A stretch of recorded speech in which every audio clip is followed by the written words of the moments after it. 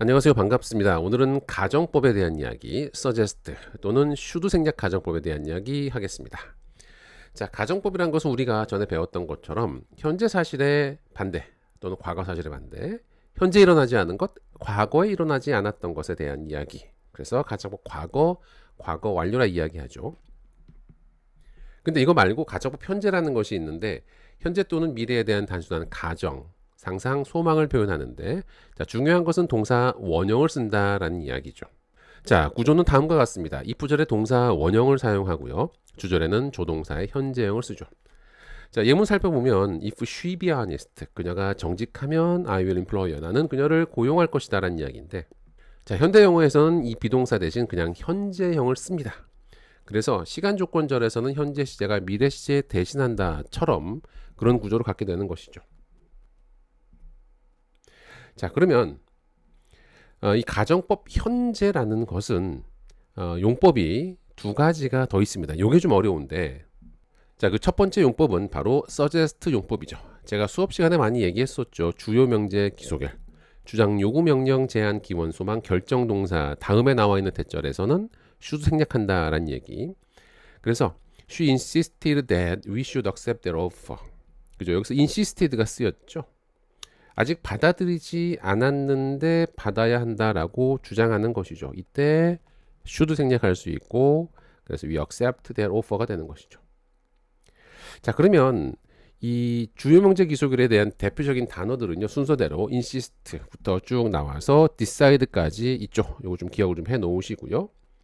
자, 이때 이 동사들 다음에 나와 있는 that은 이 동사의 목적, 즉 명사절이 되는 것이고 이 대절의 내용은 아직 발생하지 않은 일, 즉 가정법에 해당되는 그런 내용이라면 화살표의 순서대로 해석을 하시고요. 의미는 아직 발생하지 않은 이 대절의 내용이 아직 발생하지 않았는데 그걸 하라고 제한, 명령, 요구, 주장한다라고 생각하시면 되죠. 그래서 예문으로 살펴보면 대절의 내용이 지금 우리가 오퍼를 받아들이지 않았어요. 그 배경이. 근데 받아들여야 한다라고 주장하는 것이죠. 그죠? 그래서 should 있고 should 없고 요거 똑같다. 자, 근데 우리가 여기서 조심해야 되는 게 insisted, 이 과거형이죠. 그래서 대절도 과거형이냐라고 물어보는 경우가 있거든요. 근데 이 대절의 내용이 아직 받아들이지 않은 제안을 받아야 한다는 의미, 즉 가정법의 의미가 되기 때문에 이때는 시제 일치시키지 않습니다. 게다가 이 suggest라는 이 단어는요, 제안하다, 말하다라는 말도 있고요, 암시하다라는 얘기가 있거든요. 근데 간혹 가다가 이 암시하다로 해석이 되면 시제 일치시킨다라고 하는데 이 해석하기가 상당히 힘듭니다. 그래서 그냥 어떻게 대절의 내용이 가정법의 의미 이렇게만 기억을 하시면 됩니다. 지금 주요 명제 기소결에 대한 이 명사형도 용법이 동일하다라고 제가 이렇게 썼는데 예문 바로 갈게요. The requirement, require 동사의 명사형이죠. Was that we wear uniforms입니다. should가 있었는데 require의 명사형 requirement이기 때문에 용법이 동일해서 should 생략한다. 그래서 we wear uniforms. 두 문장이 똑같습니다. The requirement was that we should wear 또는 we wear uniforms 이렇게 되죠. 그 다음에 이제 두 번째 이성적 판단의 형용사라는 얘기가 있는데요. 마치 이뜻 가주어 진주어처럼 생겼죠. 여기서 대절은 명사절입니다. 완전한 절이 와야 되겠죠.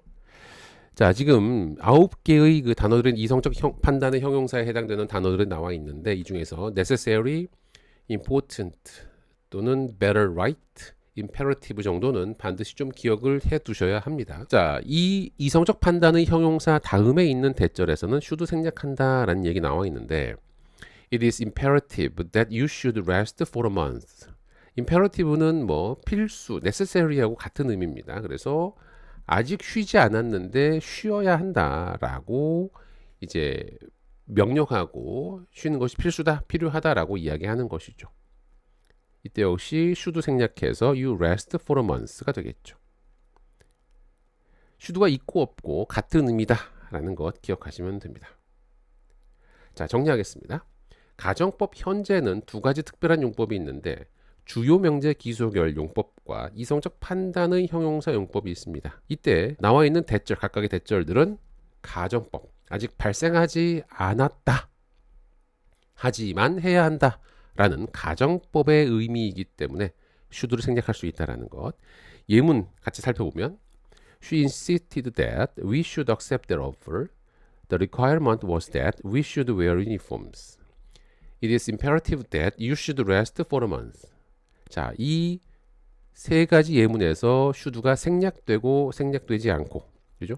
생략되고 생략되지 않고, 있고 없고, 있고, 이게 다 같은 의미다라는 것 기억하시면서 오늘 시간 마치도록 하겠습니다. 수고하셨습니다.